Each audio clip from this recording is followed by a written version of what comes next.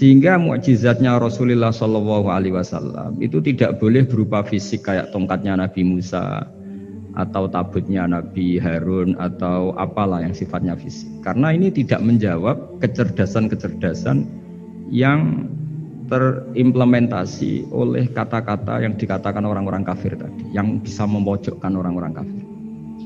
Akhirnya Nabi diwarisi kecerdasan, dikasih kecerdasan oleh Allah Ta'ala, yaitu yang dikatakan fatonah. Dan mereka memang suka, mempermalukan Nabi itu suka. Misalnya Nabi, karena sebagai Nabi beliau tahu betul bahwa semua itu biadillah, di tangan Allah. Itu Nabi pernah ngendikan la adwa wala tiarota, tidak ada penyakit menular. Lalu ada orang Yahudi atau orang siapa saja, orang bodoh lah yang jelas ini. Ada unta yang kena penyakit gudik, kalau orang Jawa bilang gudik apa, kalau orang itu apa? Kudis ini. Yang kena kudis ini dijejerkan sama yang waras. Ternyata yang waras sekarang jadi kudisan. Senang mereka karena bisa mempermalukan Nabi. Ya Muhammad, ini unta kena kudis. Ternyata yang waras tertular oleh yang kena kudis. Padahal kata kamu tidak ada penyakit apa? Menular. Itu problem-problem jadi Nabi di era Rasulullah SAW. Sehingga Quran datang dengan kecerdasan yang untuk menjawab itu. Makanya Nabi tidak pakai mukjizat fisik tapi mukjizat logika. Akhirnya Nabi diajarin Allah lewat Jibril yang dikira mereka yakin kalau menang dalam debat. Tapi Nabi balik bertanya, "Faman a'dal awwala." Jadi terjemahnya, kalau ini kena kudis karena tertular yang ini, lalu ini tertular siapa? Yang pertama tadi. Wah, itu asli mat dari Allah ya, maksud saya itu. Jadi dia ingin contoh yang kedua yang tertular, dengan itu berarti ada penyakit apa? Menular. Tapi Nabi tanyanya faman a'dal awwala, lalu yang pertama kena kudis itu tertular siapa? Makanya kalau sekarang misalnya corona menular itu yang pertamanya dari siapa itu? Tidak tahu itu. Ya tidak perlu tahu, tidak bidang kamu. Jadi ini saya mau cerita. Jadi logika-logika yang dibangun orang kafir itu sebenarnya bukan logika tapi olah kata. Dan orang kafir itu paling pintar. Karena mereka itu penyair. Penyair itu kalau sekarang modern mungkin mirip-mirip jurnalis atau mirip apa lah. Bisa mengubah apa saja. Apa yang sebetulnya baik dikesankan buruk atau sebaliknya. Sehingga ini menyusahkan karena Nabi harus ngendikan hakikat, harus mengatakan sesuatu yang nyata dengan bahasa yang benar, sementara mereka mengatakan kebatilan dengan penjelasan yang baik. Ini ribet kan? Sehingga dalam banyak percekcokan ya, itu susah dicari jalan tengah karena sama-sama mirip, kebenaran ini sama-sama mirip. Jadi misalnya yang masyhur dalam satu peristiwa besar, konflik antara Sayyidina Ali dan Sayyidina Muawiyah, itu konflik yang nggak bisa dihindarkan gara-gara kalimat, gara-gara kata-kata. Makanya sekeras-kerasnya pedang atau senjata itu masih keras apa? Kata-kata atau polemik lah atau apalah. Karena sekarang itu agak susah membahasakan. Ketika konflik Ali dan Muawiyah itu ada orang bilang, ya sudah, nahkum bi kitabillah. Sudah sekarang kita kembali ke kitabillah. Itu mereka megang mushaf. Mushaf ini yang saya pegang namanya mushaf. Seakan-akan itu benar karena orang Islam harus kembali kepada kitabullah. Pertanyaannya lalu Ali kata Ali, fadorobal mushafa biyadihi. Sayyidina Ali nepuk mushaf ini keras sekali. Sal hadal mushaf kata Sayyidina. Kalau kita harus kembali ke Quran, coba tanya ini. Mushaf ini ya, mushaf seperti milik saya ini. Akhirnya orang-orang Khawarij bilang, innama huwa warokun wa madadun. Itu hanya kertas sama tulisan. Bagaimana mungkin kita bertanya? Pas itu adalah orang Khawarij itu orang yang nggak mau ngakui Ali juga nggak mau ngakui Muawiyah, dan Sayyidina Ali sama Sayyidina Muawiyah sudah sadar mau bikin mediator, mau bikin solusi jalan tengah.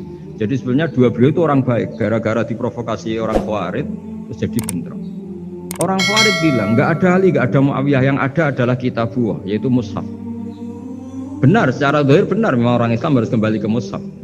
Tapi Sayyidina Ali pinter, sal hadal mushaf. Kalau gitu tanyakan mushaf itu. Ketika Sayyidina Ali dan Sayyidina Muawiyah sudah sepakat bikin perdamaian. Akhirnya singkat cerita, Innama huwa raqun wa wadatun, kata orang-orang Khawarij itu hanya kertas dan pena. Kenapa bisa disuruh atau diminta jawaban? Terus kata Sidina Ali, enggak bisa toh kamu tanya mushaf, ya enggak bisa. Makanya tanya saya katanya. Akhirnya Sidina Ali memberi penjelasan, wa in khiftum shiqaqa bainihima fab'asu hakaman min ahli wa hakaman min ahliha. Jika dua mempelai suami istri itu ngalami konflik, di mana-mana orang konflik orang ini serasa seneng nek. Kita kalau sedang marah, semuanya lah kalau sedang marah sama istri itu orang ini serasa seneng. Jadi sing ganteng ra ketok gantenge, ketok elek etok. Sehingga kalau ngomongi anaknya, dasar nakal kok bapaknya. Bapaknya gitu, nanti dasar cerewet koyo ibuke. Makanya alhamdulillah banyak anak kita yang mewarisi nakalnya bapaknya dan nakalnya ibunya. Karena sabdonya mesti seperti itu. Jadi anak kita ini korban cara ngomong kita. Maka kita tidak wali itu harus syukur karena omongannya nggak mandi. Itu kalau kita wali, itu anak kita jadi orang buruk semua. Karena kita ngomong dasar goblok kayak ibu dari ibu dasar nakal kayak bapak. Berarti anak kita punya status goblok dan nakal. Tapi alhamdulillah yang ngomong itu tidak wali sehingga diabaikan saja sama Allah. Gak penting. Omongannya orang tidak wali itu tidak penting. Makanya tidak wali itu tetap punya sisi positif. Kalau ngomong tidak ngefek. Tapi kalau wali itu direspon sama Allah langsung ya. Tapi kalau wali ya tidak ngomong gitu. Jadi kalau orang nggak suka itu nggak boleh ketemu, karena tambah benci. Sehingga butuh mediator. Itu sudah, ini termasuk ilmu psikologi Quran. Kalau orang sedang tidak cocok itu nggak boleh ketemu, pakai apa? Mediator. Jika suami istri sedang konflik, itu sebaiknya, seharusnya atau sayugyanya itu kirim mediator. Fab'atsu hakaman min ahli wa hakaman min ahliha. Iyurida islaha yuwaffiqillahu bainakum. Terus kata Sidina Ali, wa amru ummati Muhammad a'dhamu min amri rajulin wa imra'ati. Dan urusan umat Muhammad yang kita sedang konflik dengan kekuatan besar dan bisa pertumpahan darah, itu lebih ngeri timbang urusan suami dan istri. Itu saja solusinya mediator. Artinya sesepele itu urusan pribadi saja Allah menyuruh ada mediator. Apalagi urusan kita yang lebih dahsyat. Akhirnya mereka ngakui cara istimbat, cara ngambil kesimpulan Sidina. Jadi ini masalah-masalah yang orang bilang seakan-akan benar. Sudah kita kembali ke Quran, kembali ke Quran. Quran yang mana? Wong kamu tidak paham. Lama-lama tanyanya cetakan mana ini? Ribet kan? Makanya saya ini bikin gerakan besar-besaran. Yang dulu saya ngaji tafsir lama sekali dengan Mbah Mun, ngaji sama bapak saya. Sekarang alhamdulillah sering diskusi sama Pak Quraisyah, karena kita ini butuh. Dan saya punya teman akrab Gus Zofur juga dokter tafsir. Ya kalau kamu ingin tak sebut ya punya teman kalian semua untuk mengkaji apa? Tafsir. Itu memang kita butuh. Karena Quran itu teks. Teks itu harus difahami ahlinya. Karena tapi ketika orang ngomong ayo kita kembali kitabullah, kembali ke kitabullah, itu kembali yang apa? Terus tentang apa? Sehingga banyak orang yang entah saking angkuhnya, entah saking benarnya tidak tahu. Saya tidak mau kembali kepada Quran. Kenapa? Saya tidak pernah keluar, saya di situ kok. Kembali itu kan sudah keluar baru kembali. Itu entah saking angkuhnya, entah saking benarnya tidak tahu. Mau kamu katakan angkuh ya masuk akal. Saya tidak mau kembali, saya tidak pernah keluar. Memang saya sudah di situ. Bener mana? Bisa jadi ya sudah, ini itu wilayah yang nggak jelas. Tapi bahwa mukjizatnya Nabi itu menerangkan sesuatu yang kayak iya kayak enggak. Karena orang kafir itu pintar mengemas kebatilan sebagai kebenaran. Jadi enak zaman Nabi Musa ngadepi Fir'aun yang karuan salah. Nabi Muhammad itu enggak. Ngadepi satu komunitas yang mereka punya jargon yang seakan-akan benar. Misalnya Ka'bah itu sakral, Baitullah. Orang kafir itu percaya keramatnya Ka'bah, percaya, sehingga mereka kalau bikin berhala itu harus dekat Ka'bah, bentuk barokah Ka'bah. Kayak kurang ajar gimana? Maka berhala-berhala itu paling banyak di dekat Ka'bah, karena supaya apa? Dapat barokahnya Ka'bah. Ribet kan? Kamu kafirkan tuh percaya barokah Ka'bah, tidak dikafirkan itu kurang ajar. Ka'bah kok jadi ruwet, ribet banyak ngadepi. Itu susah memang ngadepi logika ya.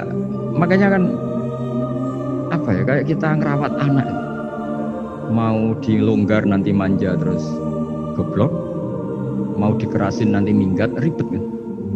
Jadi ngelola kebenaran itu tidak gampang. Lalu Nabi datang bil haqqil bayyin, dengan kebenaran yang nyata. Dimulailah dari surat diantaranya lam yakunil ladzina kafaru min ahlil kitab wal musyrikin munfakina hatta ta'tiyahumul bayyinah. Bayyinah itu siapa? Rasulun minallah yatlu suhufam. Orang-orang kafir baik berkategori ahli kitab yaitu Yahudi Nasrani maupun yang berkategori orang-orang musyrikin yaitu orang-orang yang menyekutukan Allah yang non samawi, yang tidak punya kitab samawi, itu tidak mau tercerabut. Munfakin itu tidak mau tercerabut dari akar mereka hatta ta'tiyahumul bayyinah, sehingga datang kebenaran yang begitu nyata, begitu jelas. Saking jelasnya siapapun mau tahu dan gak bisa dibatalkan oleh apapun, termasuk oleh perilaku sosial. Siapa itu? Rasulun minallah yatslu suhufam mutahharah, itu yaitu Rasulnya Allah yang membaca lampiran-lampiran suci, yaitu Quran. Sehingga Nabi datang dengan analogi pembanding. Orang-orang yang berpikir Tuhan harus banyak karena urusan itu banyak, problem banyak. Lalu Nabi bikin analogi. Andaikan kamu sebagai pembantu yang punya majikan banyak, perintahnya beda-beda, kamu mau enggak? Ya enggak mau, enggak enak Muhammad kalau punya bos banyak, perintahnya beda-beda, semuanya egois harus dituruti, enggak mau. Enak mana sama punya majikan satu? Enak satu Muhammad. Ya sudah, Tuhan kamu itu majikan kamu, kalau banyak-banyak bingung kamu, perintahnya banyak nanti. Terus mereka mau, ya sudah Tuhannya satu saja. Jadi karena mereka mau enggak mau, harus berpikir kalau Tuhan banyak berarti perintahnya banyak, memuaskan satu Tuhan dibenci Tuhan yang lain, memuaskan yang lain dibenci yang lainnya, pokoknya ribet. Hari ini minta dilayani, Tuhan yang satu minta dilayani, itu kan ribet. Jadi Nabi itu pakai logika yang gampang. Makanya ketika Allah menjelaskan itu, ketika Allah dorobawa masalar rojulan fihi syuraka umutasakisuna wa rojulan salamal dirojul hal yastawiyani masalah. Alhamdulillah, Allah bikin satu perumpamaan. Ada orang yang punya majikan banyak, yang satu punya majikan hanya satu. Hal yastawiyani masalah, nasibnya enak mana? Enak yang punya majikan satu, karena standarnya jelas, SOP-nya jelas. Akhirnya mereka sadar, oke, Muhammad Tuhannya satu saja. Lalu dalam pertanyaan-pertanyaan yang lain, misalnya tadi masalah Sayyidina Ali, masalah dibully lah kalau sekarang itu Nabi menjawab ya dengan rasional, karena mau tidak mau. Karena Nabi tidak dibolehkan pakai mukjizat zaman itu. Untuk awal-awal jadi Nabi itu nggak boleh pakai mukjizat. Karena mukjizat itu punya sisi yang sangat-sangat fatal, yaitu kalau Allah sudah menurunkan mukjizat, itu sekali nggak diimanin itu harus ada azab. Nabi ingin umatnya itu nggak kena azab. Makanya ketika Allah Ta'ala wa ma mana'ana an nursila bil ayati illa an kadzdzaba bihal awwal. Cara terjemahan bebasnya gini, Muhammad, saya tidak ngasih mukjizat kamu kayak Nabi Musa, kayak nabi-nabi sebelum kamu yang berupa fisik. Itu problemnya satu, sekali saya menurunkan mukjizat, tren umumnya ini didustakan.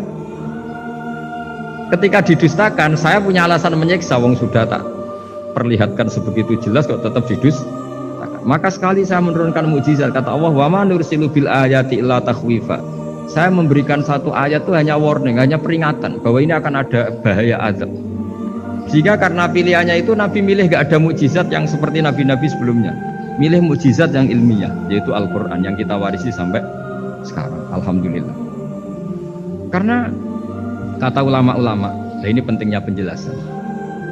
Andaikan mukjizat kita itu hanya tongkat, maka hanya ada di museum. Kita lihat tongkatnya Nabi Musa, mungkin klaimnya ada di Turki. Mukjizat tabut kita lihat lagi di mana lah tempat di museum. Tapi kalau mukjizatnya Al-Quran, itu umatnya Nabi akan merasakan nikmatnya ila yaumil kiamat.